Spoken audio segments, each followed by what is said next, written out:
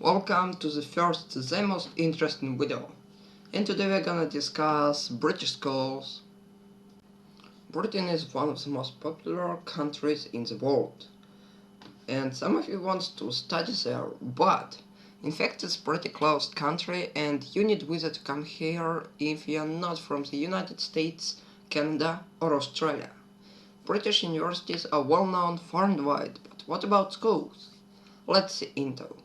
Here is education system in Britain. In nursery school, children are taught to draw and sing. They play different creative games. Secondary education is also divided into modern and technical, but technical schools are few in the United Kingdom. In modern school, children have general education. In technical school, children are taught to do practical work. After secondary school, they work or study for more practical diplomas such as hairdressing, typing or mechanic. 2/3 of all students do it or continue studying at school. 1/3 of all students. What's the most interesting about British schools? First of all, British children study for 13 years instead of 12 in most other countries. You start school at 5 or even younger. You have a big pause at the noon. It lasts more than 1 hour.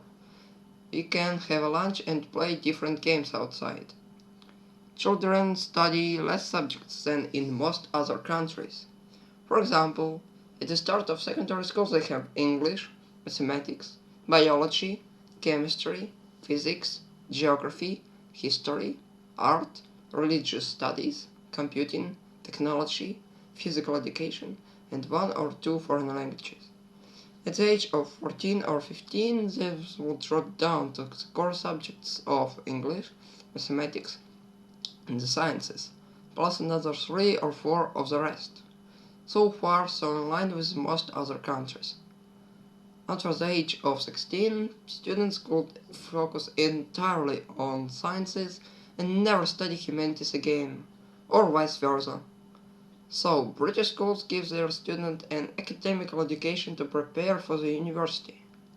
As you can think, British students are always sitting in a row in front of the blackboard and writing everything what teacher says.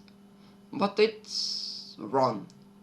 Nowadays, almost in every school, students are not just learning the material from books, teachers and internet, they are also learning to speak up and to have their own opinions. In almost every lesson, students work in groups, discussing the task with one another. If everyone is facing the board, it means that they are listening to the presentation of their classmates or teacher. If they found an error in the book, they will never hesitate to inform the teacher about it. They may be partly why language learning in the United Kingdom is falling, as it requires a kind of memorization that British students don't often practice. But it also gives the British students a flexible, creative approach to learning.